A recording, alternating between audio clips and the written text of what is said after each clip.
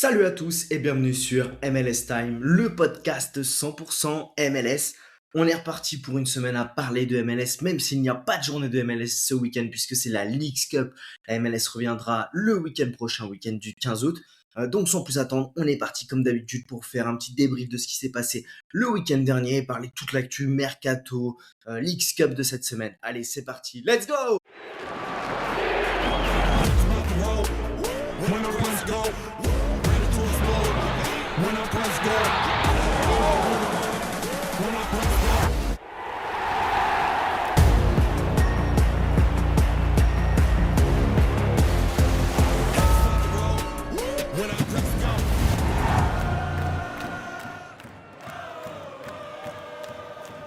Comme d'habitude, on va commencer cet épisode par un récap rapide de la 19e journée. Ensuite, on parlera des actus qu'il y a cette semaine parce qu'il y a quand même pas mal de mouvements dans le mercato, dans le monde de la MLS avec des gros transferts sortants, un peu moins entrants, mais en tout cas, voilà, des belles sommes qui sont dépensées par des clubs étrangers européens pour recruter des joueurs de MLS. Ça fait plaisir puisque depuis quelques mois, années même, vous le savez, je le dis, je trouve que la MLS ne valorise pas assez ses joueurs. Et ensuite, bon, bah non, on parlera pas de la journée du week-end puisque, comme je vous l'ai dit, c'est la Leagues Cup, donc c'est la compétition. D'ailleurs, on va le faire tout de suite. Je vais vous parler de ce qu'est la Leagues Cup. La Leagues Cup, donc pour ceux qui ne le savent pas, c'est une compétition entre les meilleurs clubs de MLS, donc c'est tous les qualifiés aux playoffs de l'année dernière, ainsi que les meilleures équipes de Liga MX6, donc du Mexique, pardon. Donc c'est 36 équipes qui s'affrontent dans une phase de poule et ensuite phase à élimination directe. L'intérêt de cette compétition, c'est que donc les deux finalistes sont qualifiés pour la prochaine Ligue CONCACAF, enfin la Ligue des Champions CONCACAF, et le troisième. Donc ça veut dire qu'il y aura une petite finale. Donc là, ce qui est intéressant, c'est que la MLS reste quand même sur 3 victoires de suite en Leagues Cup, puisque 2023 c'était Miami, 2024 Columbus, et Seattle est le tenant du titre. Donc voilà un petit peu pour la Leagues Cup qui a démarré cette nuit, hein. Columbus et Cincinnati ont joué, ont gagné tous les deux 3-1. Charlotte a battu l'UNAM 3-0. Minnesota a perdu contre Juarez. Tigres est venu à bout de Real Salt Lake au tir au but, et Vancouver a perdu contre Atlante. Donc voilà, à la surprise générale un peu cette équipe de Vancouver, mais qui avait fait beaucoup tourner. Donc oui, pour les joueurs de fantasy, sachez que cette compétition, c'est très compliqué de la jouer en avance, d'aligner des équipes, puisqu'en fait, il y a des équipes qui vont la jouer très sérieusement, d'autres non. Mon avis, c'est que certaines équipes qui n'ont pas beaucoup de profondeur ne vont pas forcément la jouer, surtout si elles sont bien classées, puisqu'on sait que le top 3, quand vous êtes en conférence, vous donne accès à la Ligue des Champions CONCACAF, la Coupe des États-Unis également. Donc je pense que si les équipes sont bien classées, elles vont pas forcément chercher à pousser. Bon, c'est le cas de Vancouver, hein, vous voyez, au final, Vancouver n'a pas mis l'équipe type. C'est une compétition qui va se dérouler jusqu'au 4 septembre. Donc la MLS reprend le week-end prochain. Ça veut dire que pendant presque 15 jours, 3 semaines, vous allez avoir de la MLS en même temps de la CONCACAF, que de la Leagues Cup, pardon. Donc c'est un peu compliqué pour les organismes dans cette dernière ligne droite avant les playoffs. Et bien écoutez, on a fait le tour de ce qu'était la Leagues Cup. Maintenant, on va partir sur le récap de la 19e journée. Alors la 19e journée, je sais pas si vous avez vu pas mal de matchs, mais il y a eu quelques matchs intéressants. On a eu pas mal de scores serrés. Il y a eu 4 fois le 1 partout, un match nul de 2 entre l'Inter Miami et Columbus. Et après, on a eu quand même des scénarios assez fous entre Philadelphie, Atlanta, Montréal qui était mené 2-0 à la maison, qui est revenu à 2-2. Pareil pour DC qui était mené 2-0 contre Nashville, qui est revenu à 2-2. Donc pas mal de matchs nuls, hein. Si je compte là en live, j'en ai 2, 4, 5, 6, 7, 8 matchs nuls sur 15 matchs, donc plus de 50%. Donc c'est quand même rare. On n'a pas eu tant de buts que ça dans certains matchs, mais on a eu encore des joueurs qui se sont démarqués, hein. Dans les tops, vous avez Nicolas Fernandez Mercao, qui maintenant est impliqué dans 52% des buts de NYCFC cette saison, 16 buts sur 32. Dites-vous que c'est assez balèze. Un top, mais qui reste en travers de la gorge, c'est quand même Vancouver, qui a roulé sur LAFC qui a son habitude à poser une banderille avec Bangasson. Mais j'ai trouvé Ryan Go en grande forme, au moins sur la première heure de jeu. Kubas, très très bon. Je trouve que le match nul est sévère parce que Vancouver méritait largement de gagner. Luis Suarez, je sais pas si vous avez vu son but incroyable, un but, une passe D. encore au top. Alors là, il sera suspendu pour la Leagues Cup, ceux qui se demandent. L'année dernière, bon, il a pris une suspension, je crois, de 6 matchs, donc qui équivaut à toute la compétition pour, je sais plus c'était quoi, c'était un fiasco encore. Il avait pas mordu quelqu'un, mais il avait fait une dinguerie, donc voilà. Luis Suarez est suspendu pour toute la Leagues Cup. Les Red Bull New York, que j'ai trouvé intéressants, qui ont bien réagi face à Orlando, qui était quand même en forme et qui s'impose 3-2 chez eux. Bien sûr, bah, vous avez le jeune des Red Bull New York qui est Majair Jiménez. Première titularisation, il avait joué que 23 minutes avant le match et il signe un doublé en 1 heure. Donc voilà, belle performance. Ensuite, bon bah Evander, que vous dire, F Banger, qui met certainement un des buts de l'année quasiment ce week-end et qui cette nuit récidive en League Cup en mettant un but de fou furieux. Le mec, il marche sur l'eau en ce moment, il est tout droit vers le MVP, mais le MVP, il y a un concurrent sérieux qu'on parle, alors on en parle, hein, mais qui marque pas les mêmes bangers que Evander, mais c'est Guilherme à Houston. Houston est en train de monter en puissance. Houston est une équipe qu'il va falloir surveiller, qui va être pénible à jouer, qui est menée par un super Guilherme, un Hector Herrera encore au top, un bon au but, très solide, Alter est de retour. Donc c'est vraiment une belle équipe, cette équipe de Houston. Dans les tops, bah, vous avez Robert Lewandowski, doublé victoire 2-1 face à Charlotte dans un match pas évident.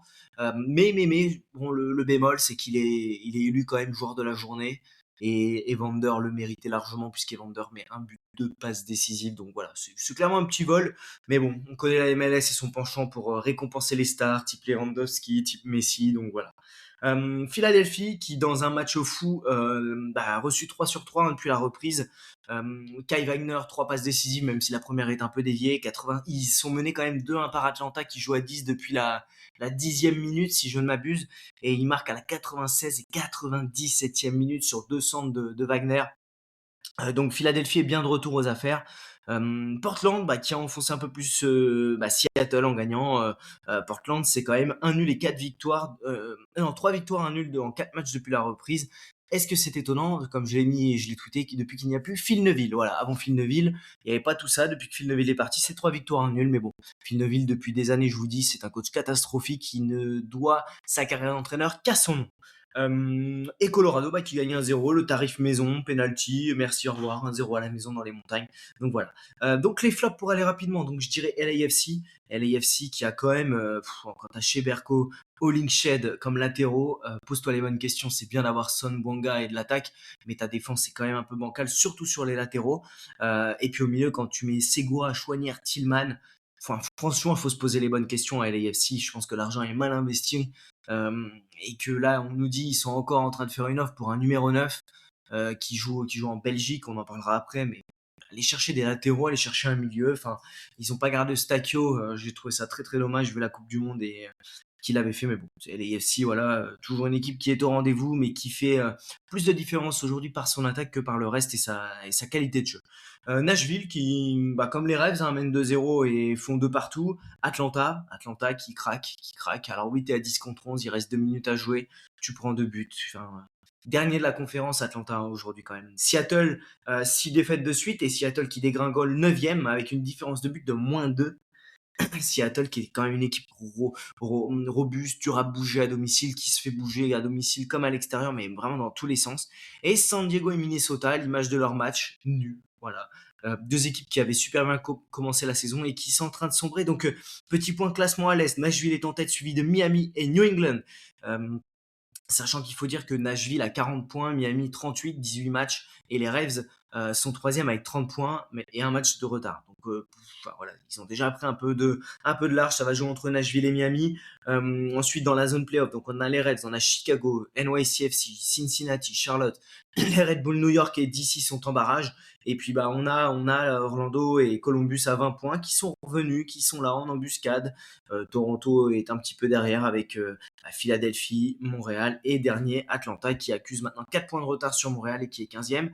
De l'autre côté, Vancouver est à égalité de points, 34 points avec LAFC suivi par San Jose à 33 points, Houston 29, ensuite à 27 on a Salt Lake, Dallas, Saint-Louis 26, Portland, Seattle, les deux rivaux 8 et 9e dans le play-in avec 24 points, mais Minnesota aussi 24 points, Colorado 11e, 22, LA Galaxy 12e, 22, San Diego 13e avec 21 points. Donc dites-vous, entre le 5e Salt Lake qui a 27 points et San Diego qui est 13e avec 21 points, il y a 6 points d'écart, donc c'est vraiment très très serré à l'ouest.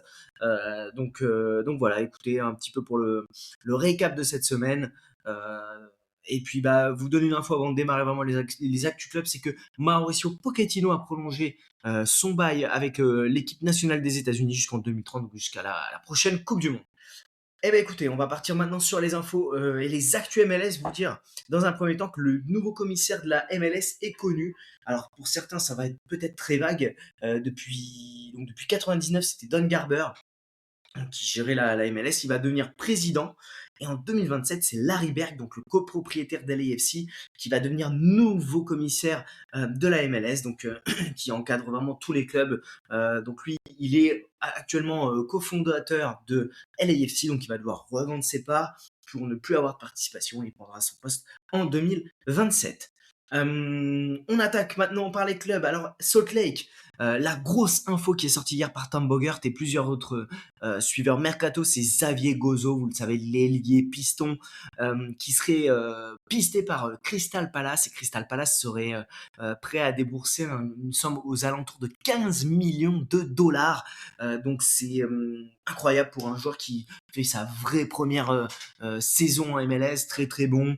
Je vois passer quelques clips de supporters de Salt Lake qui montrent aux supporters de Crystal Palace, regardez ce que vous allez récupérer. Et les subs de Crystal Palace sont assez hypés. Voilà, donc comme je vous le disais en préambule, très très content de voir que il y a des belles sommes maintenant. On va le voir avec un autre joueur du côté des Rapids. Je vous en parlerai après, Harrington qui lui aussi est pisté et avec une très grosse somme au bout pour un club anglais. Donc clairement les clubs anglais, hormis Berhalter qui était à quelques mois de sa fin de contrat, 5 mois, il en payé 2,5 millions. Et Max Arfston, on va en parler, a signé aussi à Middlesbrough pour 7,5 millions. Du côté de Seattle, donc la tuile, c'est Jordan Morris et Christian Roldan qui vont être absents 3 à 4 semaines. Et Yemar qui a rechuté 4 à 6 semaines. Yemar, je vous dis, ça sent le sapin, ça sent la fin pour Yemar. Et du coup, Seattle pisterait Philippe Kenny,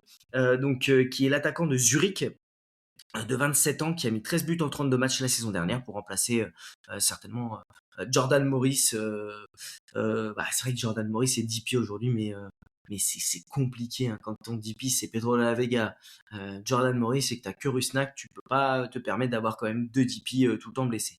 À Portland, donc le coach nous a dit hier qu'Aravena va être absent 6 à 8 semaines et que Pantemis serait forfait contre Puebla suite à une collision avec Paul Rossrock samedi, mais il ne devrait pas être absent à long terme.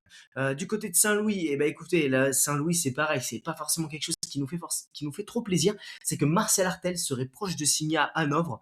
Il y aurait des négociations avancées, les détails finaux en discussion. Et du coup, Marcel Artel pourrait reprendre la direction de l'Allemagne, ce qui serait dommage vu le niveau qu'il affiche actuellement depuis la reprise. Il est en très grande forme. À San Diego et LA Galaxy, donc il y a des discussions apparemment pour que LA Galaxy fasse venir Irving Lozano. Vous le savez, il est au placard du côté de San Diego. LA Galaxy négocierait. En tout cas, Will Kuntz, le directeur général, a dit qu'il y aurait avant dimanche soir un nouveau DP en ville à LA Galaxy. Donc je pense que le problème, c'est que San Diego, en fait, ils veulent libérer, comment il s'appelle, Chucky Lozano de son contrat pour être tranquille et pas avoir de frais à payer. Après il y a tout le temps des micmacs qui peuvent se faire. Est-ce que les Galaxy acceptera de lui mettre un DP au niveau du DP qu'il avait à San Diego, à faire un suivre d'ici la fin de semaine. Du côté des Galaxy, il y a eu le transfert donc du côté du Club América des Edwin Serio, le milieu de terrain qui est parti de LA Galaxy au Mexique. Du côté de Montréal, donc là Montréal c'est plus une rumeur mercato qui enfle, enfin qui s'est refroidi un petit peu ces dernières heures, c'est Lucas Langoni, donc l'ailier des Revs, parce que en fait je dis refroidi parce que Montréal ne veut pas payer la somme, apparemment comment il s'appelle, les Revs veulent la somme qu'ils ont engagée sur lui, à peu près 7 millions, alors déjà ils ont raison de ne pas les payer Montréal, mais il y aurait Anderlecht qui serait donc en Belgique, qui serait sur le coup et qui viserait de l'acquérir, et le joueur sera assez chaud de partir en Europe. Moi, je dis Montréal, n'y allez pas. Je pense que c'est encore un pari. C'est pas un joueur établi. C'est un bon joueur qui a fait un très très bon début de saison. Il a fait 5 bons matchs et en prêt, plus rien. Il est même plus titulaire. Il a été blessé. Ouais. En fait, Montréal n'a pas besoin de ce genre de joueur où c'est des paris. Je pense qu'ils ont besoin aujourd'hui de joueurs établis, de joueurs qui vont être performants tout de suite. Langoni a quand même un doute sur sur en plus le statut, puisque bah, tu prends Langoni, ça veut dire quoi? Tu lui donnes un TAM, un DP. Enfin, non, non, non, non. Moi, je suis Montréal, je ne vais pas, je vais chercher plutôt un joueur établi. Voilà, bah, si le joueur décide d'aller à Anderlecht, eh bien, grand bien lui fasse d'aller en Europe, d'essayer. Moi, j'ai beaucoup de doutes, hein. J'aime. Alors, il a un super pied, hein. On se rappelle en début de saison, il prenait les coups de pied arrêtés à Carles Rin, mais je suis pas convaincu qu'il puisse s'imposer athlétiquement, mais aussi dans la régularité en Europe. Déjà qu'il a du mal en MLS, ça me paraît compliqué ensuite en Europe.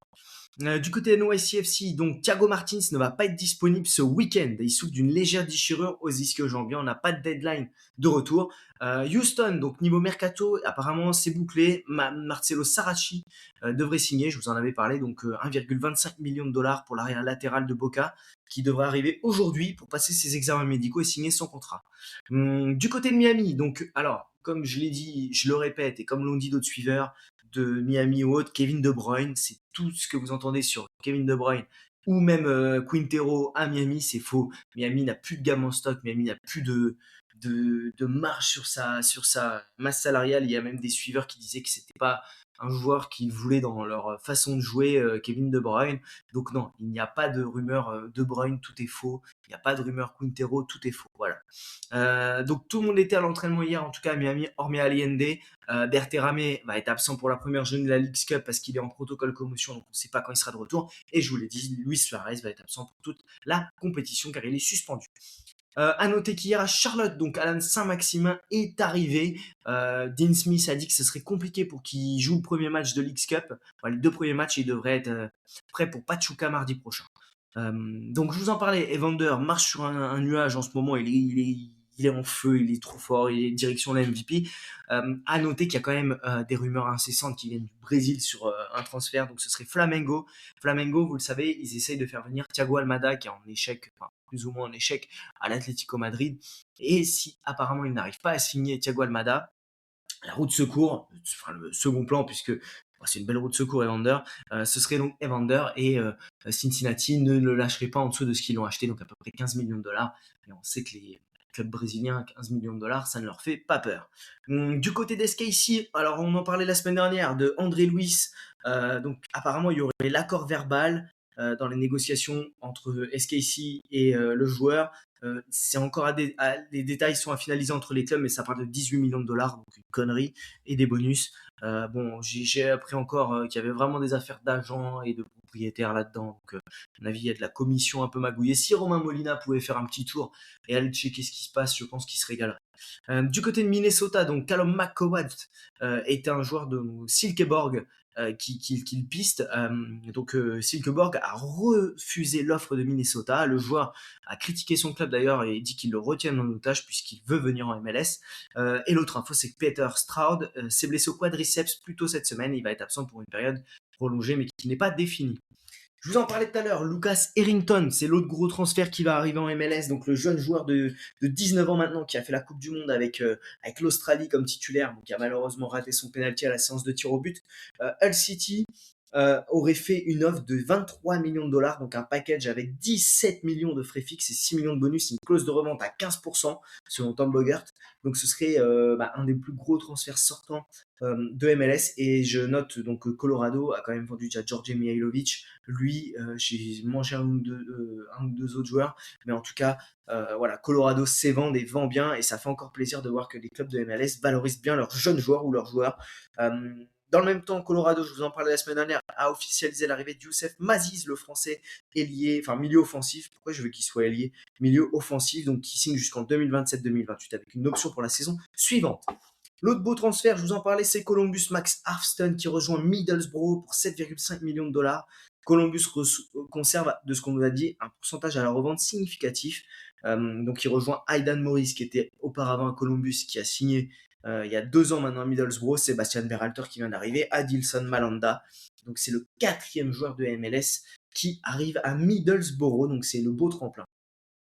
Columbus, on nous dit qu'ils ont bouclé l'arrivée de Gonzalo Tapia, le Chilien, qui devrait signer 1 an plus une option d'achat. Enfin, c'est un prêt d'1 an avec une option d'achat d'1,5 million. Eric Bailly est arrivé hier dans la nuit, enfin dans la journée du coup à Columbus, puisqu'il a été vu au match de l'X Cup. Et la très jeune recrue, donc Nariman Akuzada, est déjà sur le départ. Il retourne en Turquie, enfin il va en Turquie à Erzurumspor, donc jusqu'à la fin de saison de transition, donc juin de l'année prochaine en 2027, avec une option d'achat pour le club turc. Emmanuel Lattelata Atlanta, ça y est, c'est bouclé. Il s'en va. Il signe à l'Union Berlin. Donc, c'est un prêt d'un an avec une option d'achat. De ce que j'ai compris, il n'y a pas d'option d'achat obligatoire, mais ça libère un poste d'IP. Et Atlanta va pouvoir s'occuper à recruter donc un attaquant d'IP. Donc, ça parle de Lukaku, Darwin Nunez, Mbolo. On ne sait pas trop où ça va, mais voilà, il y a des discussions en tout cas avec Lukaku. Mais c'est encore très précoce. Il y a beaucoup d'autres clubs dessus. À noter à Atlanta que Paolo Diaz, le nouveau défenseur, a eu son visa et peut enfin jouer. Du côté de Dallas, vous l'avez vu ce week-end, c'était Sirois dans les buts, puisque Daniel va être out pendant environ 2 mois.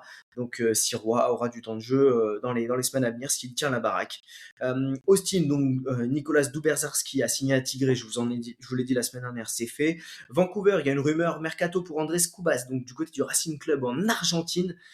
Mais l'accord serait compliqué du fait du salaire du joueur et qu'il y a d'autres clubs dessus, comme des clubs d'Arabie Saoudite ou du Mexique. Ce serait une énorme perte, vous le savez. C'est le joueur clé de cette équipe, et encore le week-end dernier dans le match contre LAFC, ça a été vraiment le meilleur au milieu.